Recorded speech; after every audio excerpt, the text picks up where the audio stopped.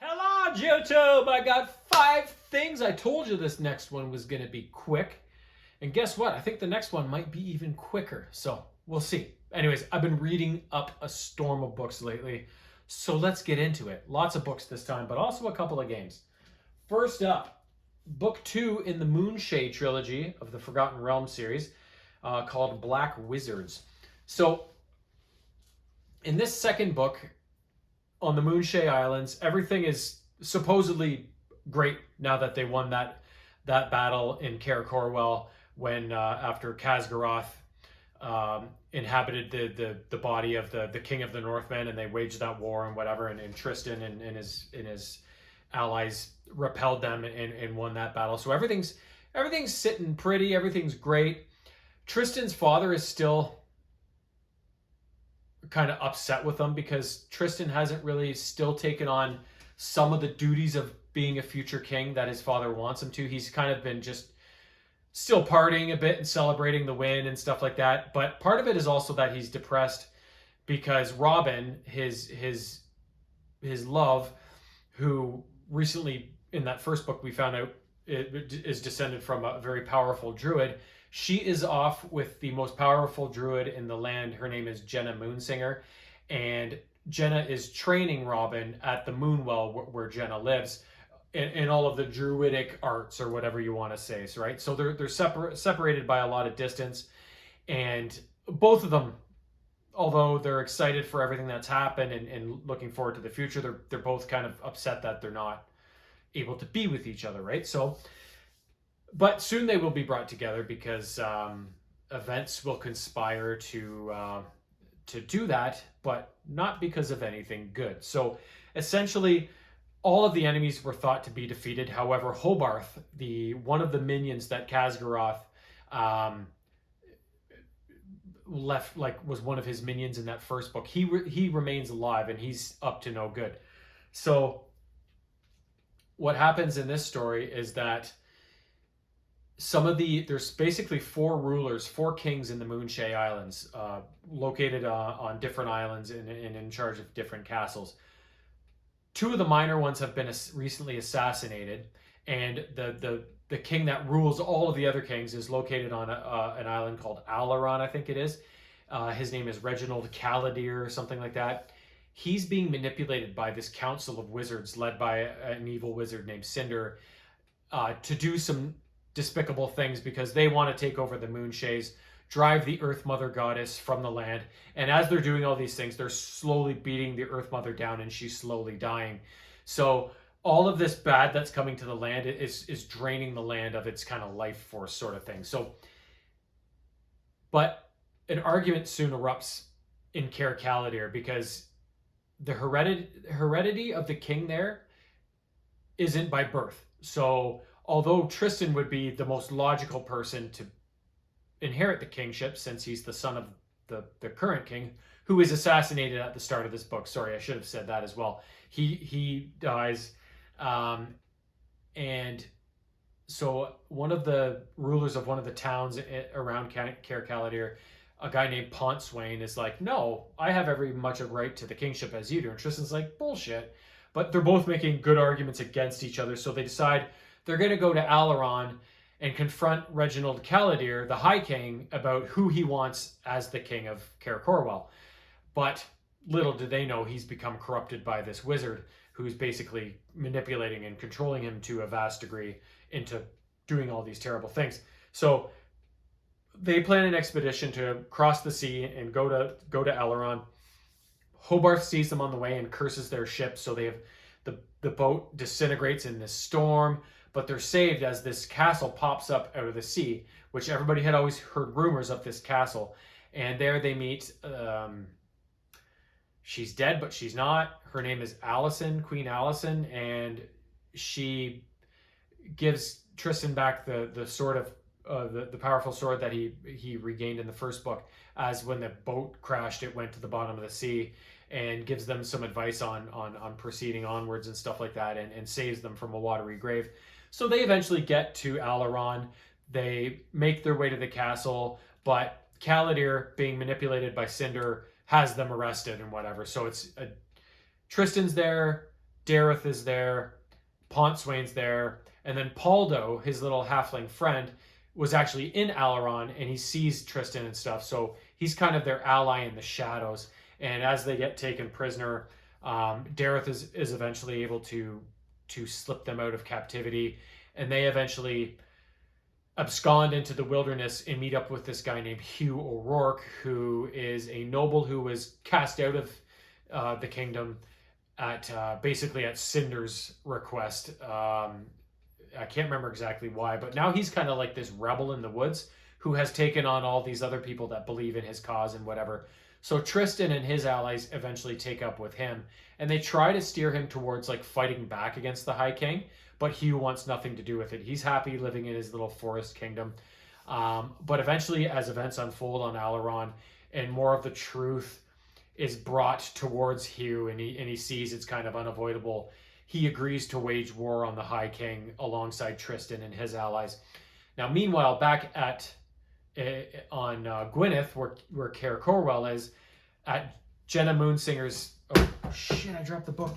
At her grove where the Moonwell is, Hobarth has rallied this undead army to march on the Moonwell and take it over. So Jenna and Robin plan for this, and before this happens, Robin has this feeling that Tristan is in trouble, and she wants to go to him, and she does get some intel as to where he is headed.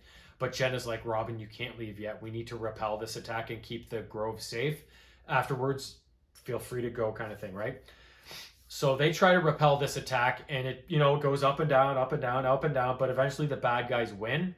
And as a last act of defiance, the Moonwell kind of starts foaming and stuff, and all these other druids came to help defend the grove. All of them except Robin, who kind of got separated from them in the fighting. They all get covered by water from the Moonwell, which eventually hardens over them and turns them to stone, kind of in this last effort to protect them from dying.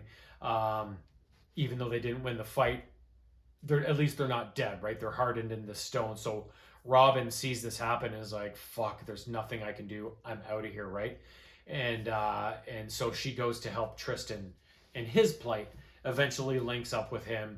And basically the final part of the book is Hugh in his forest grove, along with Tristan and all of his chums, set to engage King Caladir and all of his forces as they march on the forest hideout.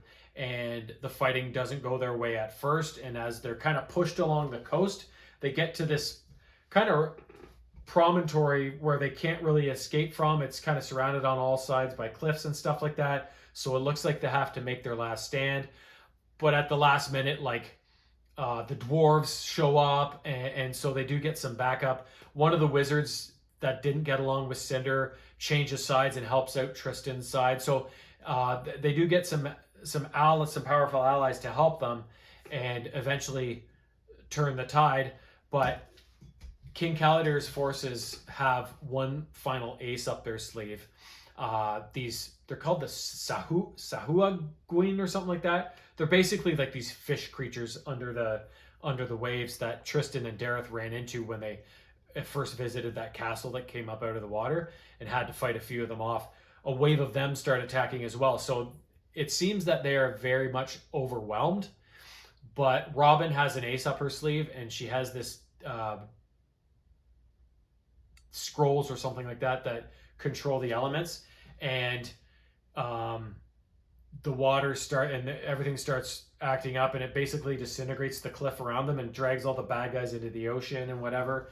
And they have seemingly win the battle that looked like it was so turning not in their favor miraculously through these means, right? And I think it was Robin that had the power to manipulate the elements. Maybe it was something else, but I think it was Robin. I've read so many books lately, I'm getting them all fucking jumbled up and stuff. But eventually they do win the battle and set everything to rights on Avalon, or Alaron, whatever the hell the island's called. And they stick around for a couple weeks or whatever afterwards to make sure the transition back to normalcy is okay, sort of thing, right? And that's kind of where that book ends. Next book, surprise, surprise, is book 3 of the Moonshade trilogy called Darkwell. And this thing is like tattered. This is the book that I got the worst shape of from thrift books. It barely held together as I was reading it. And now I'm thinking of just getting some packing tape and maybe at least taping the spine and the front and back page a bit so that it stays intact. But we'll see. We'll see. But anyways, in Darkwell, it starts with them still on Alaron, and Robin's eager to get back because she wants to set things right in the Grove and find a way to turn Jenna and all the other druids back to their regular selves and not be encased in stone anymore, right? So she's eager to get back, but Tristan has dragged things out on Alaron because he wants to celebrate a bit and make sure everything's okay. But eventually they do head back, and along the way, they get pursued by the Northmen that attacked in the first book. One of the kings was Grunark, I think his name was. They pass 2 of his ship and get pursued by them, and it looks like the fighting's going to go down, but suddenly all the boats get attacked by more of those fishmen creatures that show up out of nowhere. And one of the Northmen's ships gets sunk, and it looks like Tristan and his crew are going to escape, but Grunark's ship is still under attack. So Tristan's like, "Oh, let's help them out." So he helps them out, and afterwards has a bit of a powwow with Grunark, and Grunark is like, "I owe you. Like, you saved us, and like, we attacked you last year. You're our enemy. You did not have to do that. Like, we are your allies from now on," sort of thing. So basically what came out of this is soon hopefully to be like a peace treaty between the Northmen and the folk of the Moonshades, right? So they head back to Cair Corwell, and they have a big feast and a banquet and all sorts of shit. Everything's going well. But again, Hobarth is still alive, and he has he found a way to bring Jenna Moonsinger out of her encased stone. She's the most powerful druid, and basically took over her body and made her a vessel for evil. So he had her change her appearance into this like buxom redheaded bitch, right? And she goes to the banquet that Tristan is throwing for the peace treaty that's gone down. Everything's happy and whatever. She basically bewitches him during the celebrations after Robin complains of not feeling well and goes to bed, and then seduces him by bewitching him. And then Robin eventually walks in on them, and she's like, "Oh!" and she can't forgive him. So then that was kind of Hobarth's plan, because they know how powerful Tristan and Robin are, and when together they're almost undefeatable. So they wanted to sow this discord between the two to throw their enemies out of sorts, and it looks like it's working, right? So meanwhile, at the Grove, the evil Lord of Murder or Darkness, whatever his name is, Baal, he's the one that started everything. He's the one that's been behind all the schemes through all 3 books. He has had the Moonwell become so perverted that it's now the Darkwell, and he's finding a way to physically manifest himself to come out of the Darkwell and eventually be able to rain all sorts of terribleness upon the Moonshade Islands, right? But he hasn't gained enough power yet, but he's getting there. So this is... They get all reports across the land that the forests are dying, the animals are dying, everything's withering and becoming corrupt and whatever. So Robin goes out to get to the Moonwell and find out what's wrong and solve the problem. And she leaves without telling Tristan or anybody else. And Tristan's own friends, especially Dareth, saw what happened with the other girl, and they're pissed at him, especially Dareth. He's holding it personally because he actually likes Robin as well, sort of thing, right? So Tristan mounts an expedition to go after Robin and go to the Moonwell to try and fix things. And Dareth goes along, but he's not happy about it. He just wants to make sure Robin's okay, but he wants nothing to do with Tristan. So there's all this tension within their camp, right? Paldo comes along, and basically most of the book is them trekking through the Murloc Vale and whatever to try and get to the Moonwell, and all the different creatures that Baal creates and sends against them. All these corrupt, evil creatures that they have to fight through. And along the way, like, they lose their horses. Dareth eventually dies. They suffer all these losses. And of course, you know, Tristan and Robin are coexisting because they have to get the job done, but there's all this tension between them because of what happened, right? Meanwhile, the fishmen, led by their priestess or whatever, and Hobarth giving them instructions, have mounted an attack on the Northmen, and this fort that they have on this one island and whatever, and then they're eventually turning to the North Shore where Cair Corwell is, to again start taking over the Moonshaes and kill everybody in sight, kind of thing. So while all that's happening, the main quest though, they just have to basically hold pat, because it's Bal coming out of the Darkwell that's the source of this problem, and they need to somehow solve it, right? So that's where everything ends up, is at the Darkwell. Tristan, Robin, Paldo, Canthus the dog, they have to what's her name?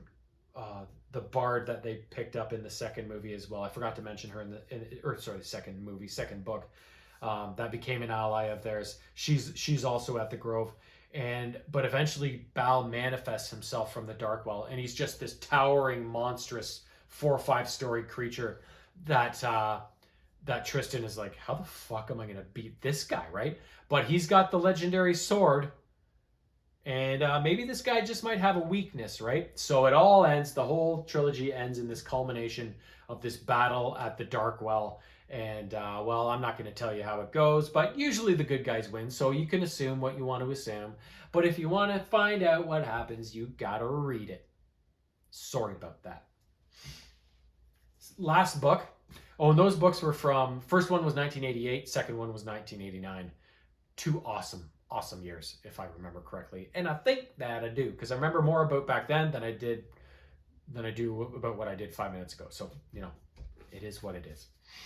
This book here is from 2020, I believe, and it is called Underneath the Black Hat by Jim Ross. Good old JR. So if you don't know Jim Ross, or JR as he's known, he was an announcer, a ring announcer in WWE during the heyday of the Attitude Era and whatnot. And easily, him and Jerry the King Lawler, easily the best wrestling play-by-play guys in history, and one of the best, just, and it's essentially just best broadcasting teams in general, whether it be any sport, right? The NFL's got Madden, and I forget the other guy's name. For me, hockey, it was always Bob Cole and Harry Neal. When growing up, nobody could ever beat those two. You have these legendary pairings of broadcasters across all these sports, right? And they're right up there with all the other classics. But this book takes place. He has one book before this called Slobberknocker that I wasn't aware of. That, so we don't learn much about anything about his upbringing and his childhood in this one. This one takes place from the years like 1999 to 2019, sort of thing. So it kind of starts with him talking about him not knowing if he's ever going to be able to work again, blah, blah, blah, that sort of thing, because he suffered from a couple of bouts of Bell's palsy, and which made his face kind of frozen and droopy on one side. He wasn't able to smile anymore.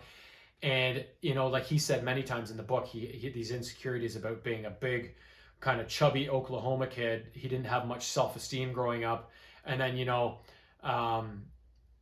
to become an adult and be on TV all the time calling these matches, and then to suddenly have your face go wonky, and he's like, are they even going to want me? Like, look at me, but JR is amazing at what he does. We don't care what he looks like. We just know that he loves wrestling. He lives and breathes wrestling. He is wrestling, and he is one of the best damn play callers ever around. So we don't care what JR looks like. We just want him around because he's so fucking good at what he does, right? So throughout the book, there's many themes about him double guessing, second guessing himself and these doubts that he has. But he reflects back often on his wife, Jan, who seemed like such a good lady and was always there for him. And like whatever he wanted to do in WWE, wherever he wanted to go, whatever wanted to happen, she was like, yep, JR, it's your dream. Let's just do it. It'll work out. We'll make it happen, whatever. So he talks about her a lot. And in the end, at the end of the book, like she died after a car accident, she was on a little scooter or whatever. And that's kind of close to where the book ends.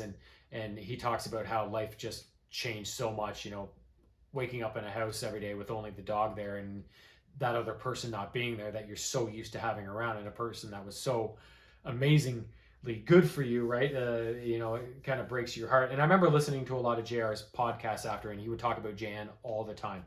So you could tell that they truly did have a nice marriage and a nice relationship, which, is kind of refreshing based on how a lot of people treat each other these days, right?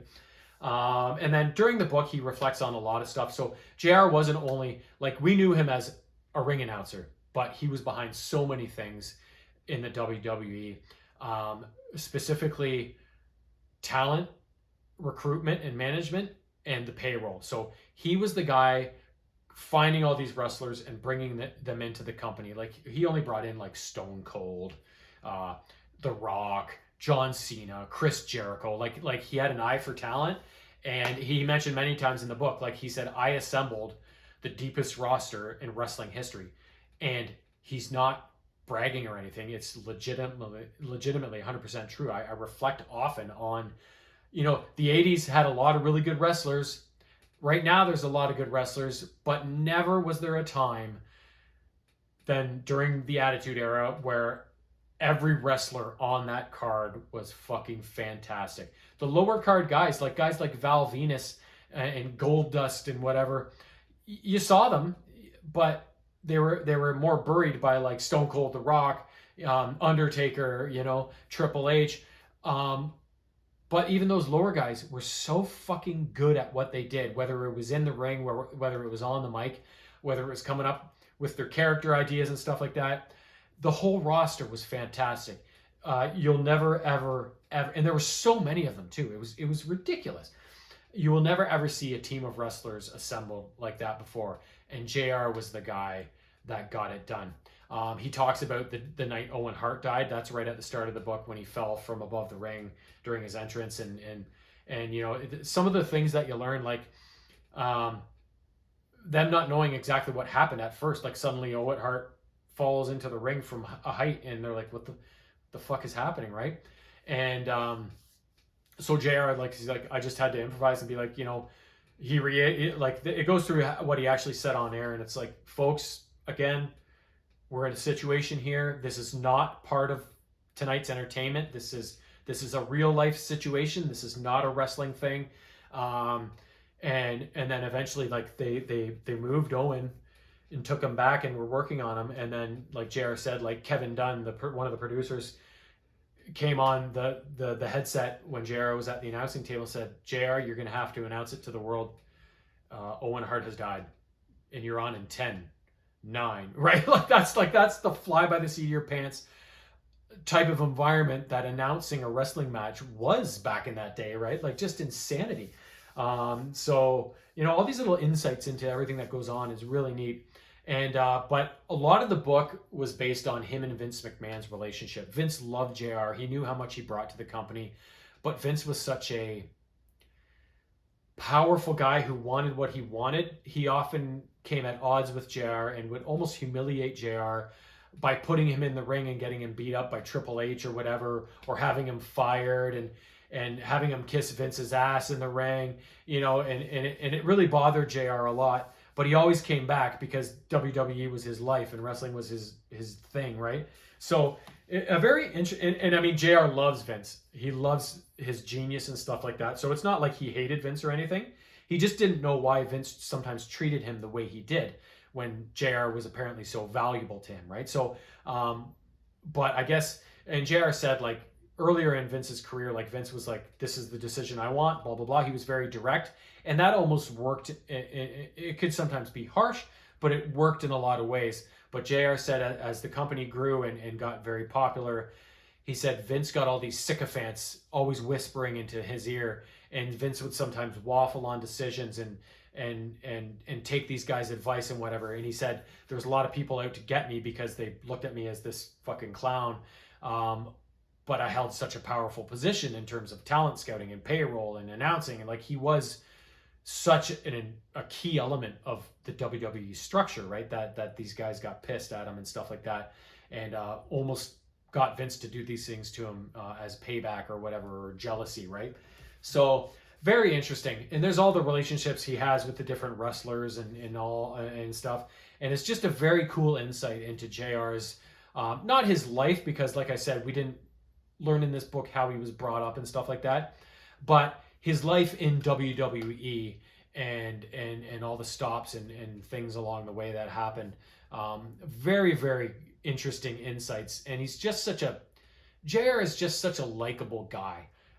You can tell that he's just honest and earnest in everything he says. And you can literally tell that he's not fake and that he loves the industry. He loves wrestling. It's in his blood. It's just what he does. And that translates through in his announcing and also during this throughout this book, where he just but told everything like it is, right? And it was a really interesting read, and I loved every minute of it. And now I want to get Slobberknocker so I can get the early part of his life and see exactly how he was brought up and how he got into wrestling in the first place, right? So I will put that on my thrift books list, which I will eventually order maybe next summer, because I'm cutting out the thrift books for a while because I built up too many books that I'm working my way through. So yeah, I had to go cold turkey. I have many addictions. Drugs isn't one of them, but collecting sure is, right? So those were the books I read. Now for the video games. The first one was released in 2022, I believe, and I downloaded it on my PS5. It's a sequel to a game that I played a while back on my Nintendo Switch, so you didn't get to see gameplay footage of that game, but you did get to see gameplay footage of this game if you do watch my gaming videos. And the game in question is called River City Girls 2.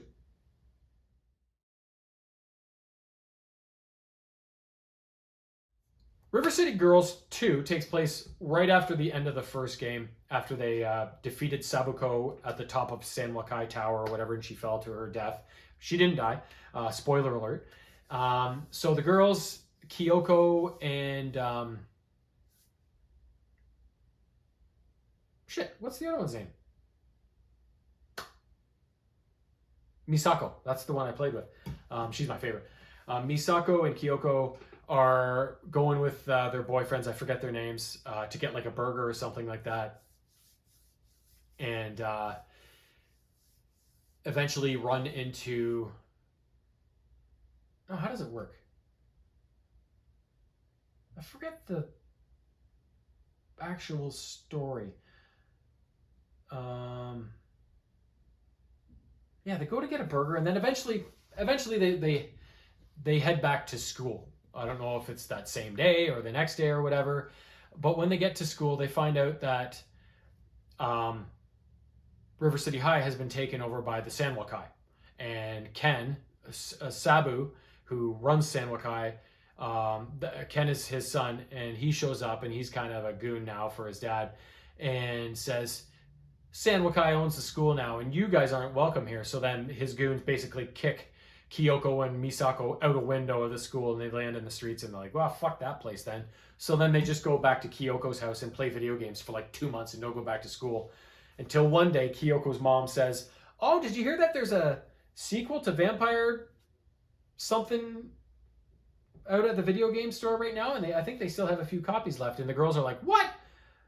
How could you never tell us? And her mom's like, wow, you guys have just been sitting here playing video games for 2 months. Like you should have found out on your own, kind of thing, right? Like, how do you not know that? Look at you guys playing all these games. So they're like, fuck, to the mall. So then they take off, and eventually, like as they leave Kyoko's house, they're immediately set upon by goons. So Ken and the San Wakai have basically hired all these goons to make sure Kyoko and Misako don't show themselves in the city and beat the shit out of them if they do, sort of thing, right? But these two girls don't take any shit. So basically from that point onwards, you're just kicking ass everywhere you go in River City High. And eventually you stumble upon Sabuko. She was your main enemy in the first game, but now she wants revenge on her family. And so she basically gives you some intel on what's going on now and what to do in order to get revenge on Ken and Sabu and stop this madness from happening and get rid of all the Yakuza, right? So that's from that point onwards, you're just following all these objectives, traveling from region to region in River City High and getting the job done, sort of thing. So there's, when you first start the game, there's a big map, and it's divided into these little regions, and one region's available at the start. you have to do a bunch of stuff in that region, and then eventually you unlock another one, and then another one, and you there's a lot of travel back and forth between the regions. Like there's a lot of backtracking and going to this area to get this and go back to get that. But it's fun. It's not repetitive. It's not boring. It's a lot of fun.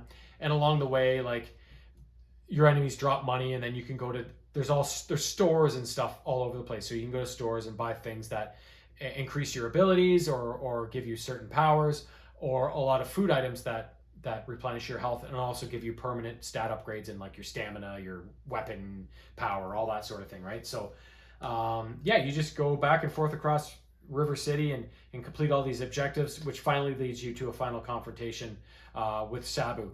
And if you can beat him, you win the game. Nothing to it. Very simple. I really liked it. I enjoyed the first River City Girls game, but there was so much time between the original and this one. I don't remember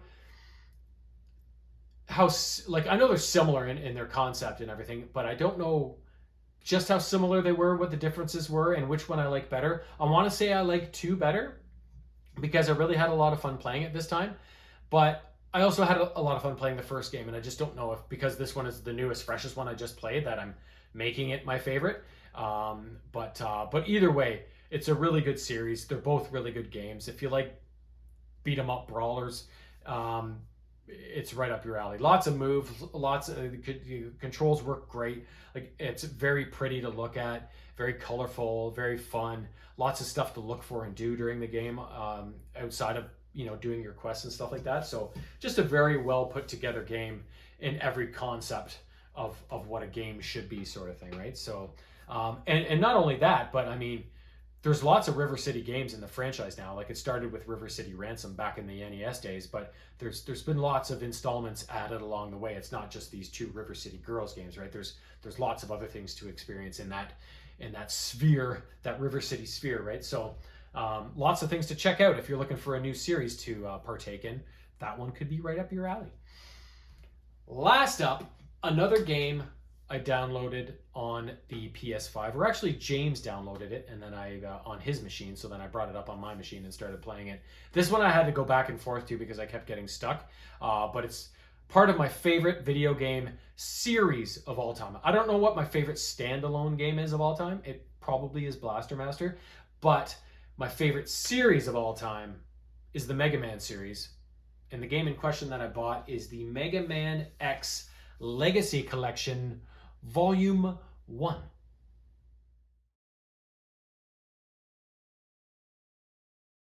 So this Volume 1 collection contains the first 4 games in the Mega Man X series. The Mega Man X, the first game in the Mega Man X series, basically it takes place about 100 years after the events of the first batch of Mega Man games, and Dr. Light creates this new Mega Man that is dubbed a Reploid, because it's not just a machine that you can give instructions, and although it does have sentience, this new Reploid type of Mega Man has its own sentience and its free will and stuff like that. So it's as close to a person as you can get without it being a person and just being a machine, right? But Dr. Light thought, the world isn't ready for you yet. They're going to twist you to all sorts of twisted machinations and whatever. So I'm going to seal you away in a capsule, and the world will get you when the world is ready for it, right? Eventually, a guy named Dr. Kane finds Mega Man X and frees him and starts experimenting on him and creates all these other Reploids after basically reverse engineering the tech, right? And Reploids start proliferating as he's building them, right? But then a whole bunch of them go rogue and are dubbed Mavericks. And the guy at the leading the charge of this Maverick movement is a guy named Sigma, who now becomes Mega Man's main nemesis in these games. So essentially you have to, similar format to the original Mega Man games, there's usually 8 Maverick bosses that you have to go through their stage, defeat them, move on to the next one, get their weapon, whatever, do the boss order, and then eventually move on to Sigma's Fortress, where there's usually 3-4 stages before you fight Sigma and end the game, sort of thing. And that is exactly how these games work as well. Now, one of the main differences between the Mega Man X series and the original Mega Man series is that there's all sorts of different upgrades you can get. There's different chips you can get, like for your helmet, for your X-Buster, for your boots, for your torso. Like the torso gives you extra armor so you don't take as much damage. The boots get you the ability to like either hover in the air or like dash in midair sort of thing. The X-Buster allows you to charge the special weapons and also give you these crazy X-Buster shots when you charge them sort of thing. And then the helmet upgrade, depending on the game, gives you like, it allows you to see where all the hidden items are, bringing up a map beforehand and showing you where they are, as well as some other different things, sort of thing. So you have those upgrades. But then you also have some of the similar ones. You have sub tanks for extra energy, weapons tank for extra weapon energy, and then there's a few other ones that I'm kind of forgetting. But there's more stuff to look out for in this game than there is in the original Mega Man games. But you got to get them, or else you're not going to beat the game, because these games are hard. And I had to, every time I got to the Sigma's Fortress on one of these games, I had to switch it to easy mode in order to beat it. Like it just got, the bulk of the games, the 8 robot masters in each game, I was able to beat on regular level.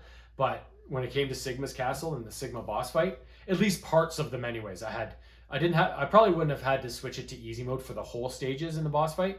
But for the boss fight and maybe a couple little elements of the stages, I had to. It was just too hard. And at this point in my life, like, I don't have a limitless time like I did as a kid to just keep trying it over and over again until I beat it, right? It's like I'm almost 50. I could die next week. Like, I got to get through these games kind of thing, right? I don't have time to be pissing around. So that's so I switched to easy mode with zero shame attached to it. So yeah, so and the Mega Man X2, 3, 4 all have a similar type of story with its little variations and stuff like that. So yeah, it's just the collection of these 4 games all on one game, and it makes for some fun gaming. And this game was released in 2018 originally, and along with the 4 games involved, it comes with like a museum, so you can go in and you can see like artwork of the characters and the levels, and it has a section of like merchandise where you can see like toys and t-shirts and stuff that they've released from the Mega Man franchise. One of the like a song gallery to play the game music that you can listen to. The coolest thing they had though was, it was like an animated cartoon that was maybe, I don't know, 15 minutes long, and it looked like a 1980s or early 1990s cartoon that basically showcased the story of how Sigma, who used to be a good guy and was a maverick hunter like X, how he turned bad and got on the sides of the Mavericks sort of thing. So that was a really cool video to watch. I really enjoyed it. And it is on my gameplay footage. I think either my last or my second last gameplay session of the Mega Man X collection. It's in one of those videos. So if you want to see that, it's a really cool video. So yeah, I love Mega Man. I loved playing that collection, and there are actually 3 or 4 more Mega Man X games. So they do have a second volume of X games. So whether I'll get that eventually or not, I don't know. But if I do, I'll be back with more Mega Man X updates.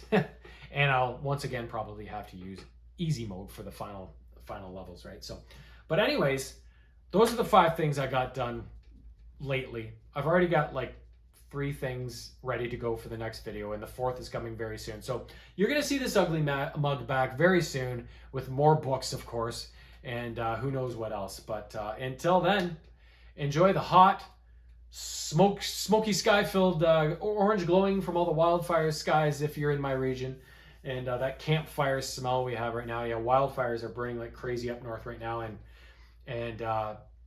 we did have an air quality advisory this morning, even though when I left the sky was blue and everything was fine. Well, I leave at 5 a.m. so it was dark, but when the sun came up it was all blue and normal. But before the last couple hours of work, the sky turned orange. You could smell smoke, like it smells like a campfire out there. So we're finally starting to get some of this runoff of all the wildfires come down our way. So hopefully they can get it contained soon, because we don't want any more trees burning up than need be, and we want all the people to be safe. But it seems to be a regular thing these days. Every summer we get these things. But so hopefully, if you're in our area, hopefully everybody is safe and everything ends soon, and we're all good to go soon enough. So anyways, just thought I'd share that little bit of news. And in the meantime, yeah, enjoy your week, and Peace out, suckers.